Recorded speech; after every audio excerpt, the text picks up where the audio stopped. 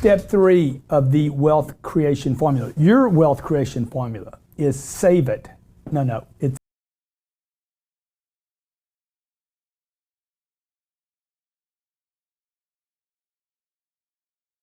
okay? You went from 45 grand to 60 grand, or 80 grand to 120, or 120 to 200. I want you to save all of it, every penny of it, okay? So this really should say right here, save it all. Understand that. What I did was created income. I got a job, okay? Maybe I'm mowing lawns. I'm mowing lawns, and I'm getting $200 every time I mow somebody's big lawn. I found the big lawns. I went and I mowed the grass to rich people, only to rich people. I'm like, I get my $200. Then my job, second job, is to increase my income. That means I need to do more than one job a week. Maybe I need to do a job every day. So I go from earning $200 a week times 7, $1,400 a week, right? Oh, I got a little business going now, okay? Now I got to figure out what? How do I increase the income from $1,400 a week to $2,400 a week to $6,000 a week to $10,000 a week? It's not like I'd be the only person doing that, not even in that industry. Now I'm going to start a landscaping business at some point, but in the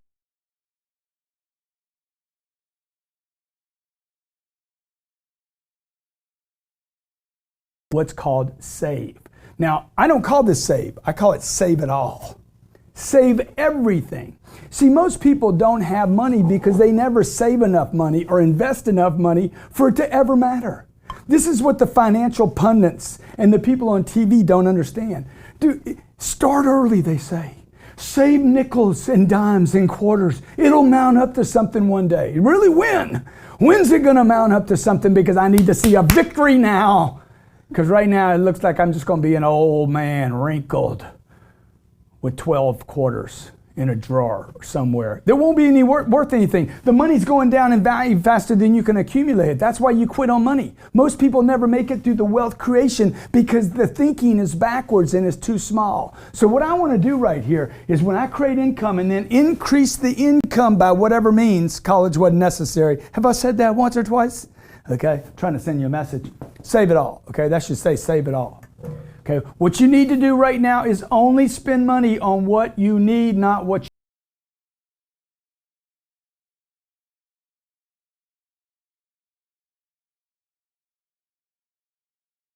standards. You're going to buy nothing. You're going to take on no new debt unless it brings you money.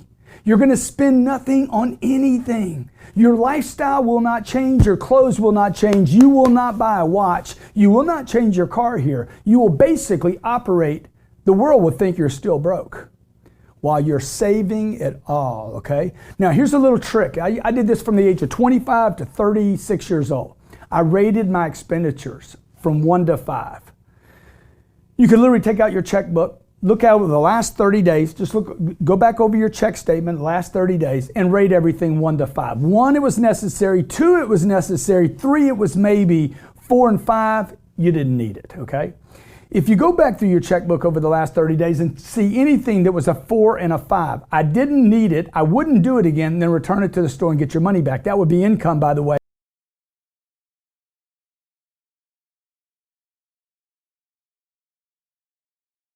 Maybe some shirt you bought online that you haven't even unwrapped it, you haven't used it, and you could return it.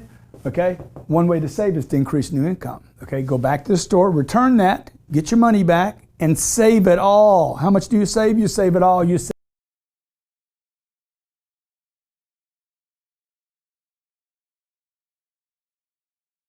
early in the process. If you ever want a shot at making big, huge, giant surges and spikes of money, you must be willing to save in the meantime, okay? You have to be able to squeeze down, manage, and control. I talked about earlier the 3 C's. What? Confront, courage, confront, control. Most people don't know how to make money. Fewer people know how to keep money. The reason why is they keep little tiny pieces, okay? Why do you want money if you're just going to get rid of it? This is what most people do. I started my career in a refinery, okay? We had a job where we went and basically cleaned coke out of pipes, black coke, okay? it was the black coke product that comes from oil rigs, okay, and it comes from oil refineries and gas. It starts to muck up and it gets really, really hard. And we would blow it out with water pressure. And these guys, they're getting paid, I don't know, $28 an hour, $40 an hour, it's, cutting their feet off, cutting their legs off. Okay, it's a terrible job. It's dirty. And the whole time they're like, I can't believe they're only paying us this. I can't believe they're only paying us this. And then they would go to the bar Friday night as soon as they got off and blow it all.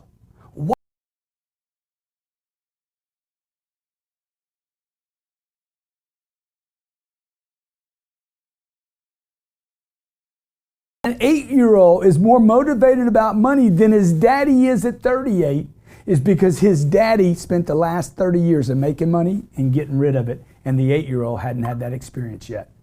The 8-year-old still thinks the accumulation of something, toys, money, things, clothes, is a good thing.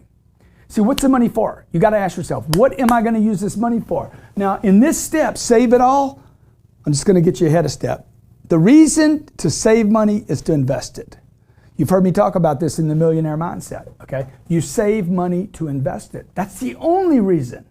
You don't save for emergencies. You don't save for rainy days. The only real reason to save money is to save to invest. So we're going to be moving you through the wheel to create wealth. See, most people blow what they have. They spend their whole lifetime saving money, not knowing what they're going to do with it. I'm going to save it for a rainy day. I'm going to wait until something bad happens. And something bad does happen. They die. They die, and then they give it to the kids, and the kids blow it in the same weekend that you died. See, you got to ask yourself, why do you want to make this money? Why do you want to increase the flows? Why?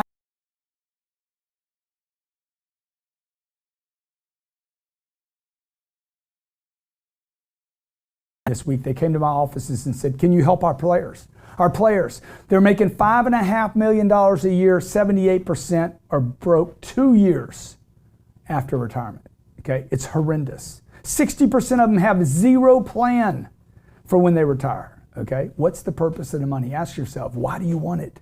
What's the purpose of money? Okay, why do you want it? What are you going to do with it? Because if you had a prescription that said, look, your life will be saved, you will not have to work one day if you do this wealth creation formula, I'll bet you save it. So why do you want to make it if you're just going to get rid of it? Look, here's some facts. This is what you need to know. This is the cost of living calculator in most cities in the United States. Groceries represent 13% of everything you make. So if you make $5,000 a month, 13% of it's going to go to groceries. 34%, depending on where you live, is going to go to housing. For instance, in Miami, that number is about 42%. Almost half of the income of someone living in Miami, New York, Los Angeles, Seattle goes to housing. Utilities, 5%. Transportation, 15%. You need to get back and forth, right? Healthcare, 7%. Insurance is 11%. Entertainment is 5%, if you even entertain yourself.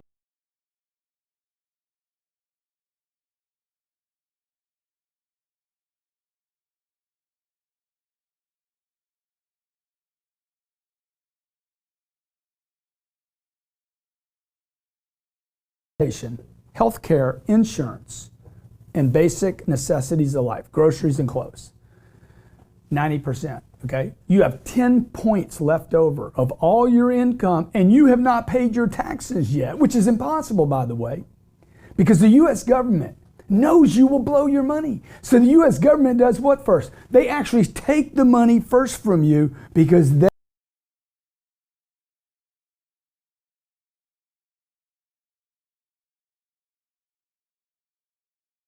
you even earn it. So what's left over to save now? Nothing. 76% of all Americans live paycheck to paycheck because they do this. They create income and then they complain about it. I got a job, they don't pay me enough, it's terrible. Okay, do you remember the book, the bank teller, the lady that sat, some of you won't even know about this person. She sat in a window and she waited for cars to come in and get money and drop off checks, deposits, and checks were sent. They drive in, hello, how are you? Good to see you here today. You remember the way you do the drive-in at Starbucks or McDonald's? Banks used to have those people that would sit there. What can we get for you? Take the check. See, that person went away. They were complaining about their job. They don't pay me enough at the bank. The bank makes billions. They don't pay me anything to do this. So what happened to that job? Poof, it disappeared. Hey, do you remember taxi cab drivers? Very similar to the bank teller. I had to wait for the yellow cab to come get me, then to get in a dirty car where a guy couldn't even speak my language, wasn't nice to me, didn't treat me right, wouldn't even bring me to the right location, and I had to wait and overpay for that. Remember those people? That was an industry called cab drivers, okay? They'll disappear from planet Earth one day. And they'll complain about how little money they made. And you could talk to them, how's the economy, how you doing? I hate the company I work for. I hate the company I work for. I hate the people I pick up. I hate my car. And you see, poof, anything you complain about long enough will disappear, okay? You complain about your husband, complain about your wife, complain about your kids, complain about your income, complain about the money you make, and it'll all go away, okay? Complain about how much taxes you pay. The truth is, you should be asking yourself, why do I pay so little in taxes? You want to get to this end of the curve. Over here, people pay almost nothing in taxes.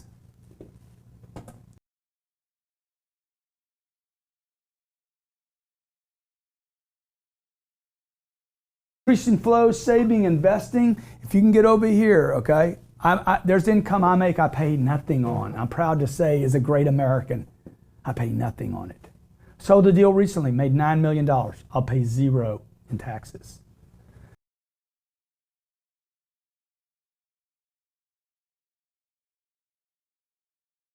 Like this part of the curve, this is a good part of the curve. I don't mind paying taxes here. You want to pay a lot of taxes though, okay? And then you want to create more income on this other side of the curve where you don't pay any taxes because it's all good.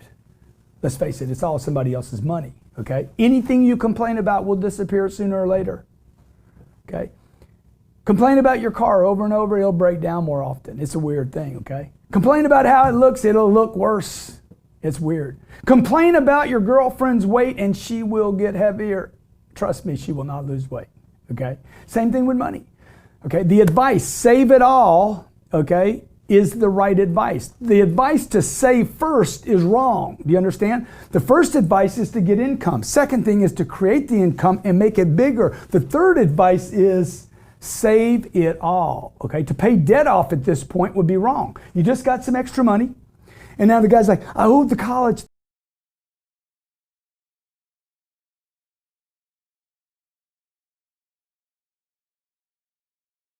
Yeah. If you didn't have any money right here, okay, you're starting out and you owe somebody money, would you pay them? You owe somebody $30,000 or $40,000 and you don't have a job, would you pay them? No. Okay. Why would you pay him right here then? Well, I got some money now. No. Because if you pay them now, you'll be broke again. You don't pay people the debt off right now. What you got to do right now is go through the whole wheel. You need to understand the whole wheel. This is what happens to people. Why people lose their $1 million mindset, why they never get to millions, is because they interrupt the wheel. So your goal at this point right here is to save 40%. I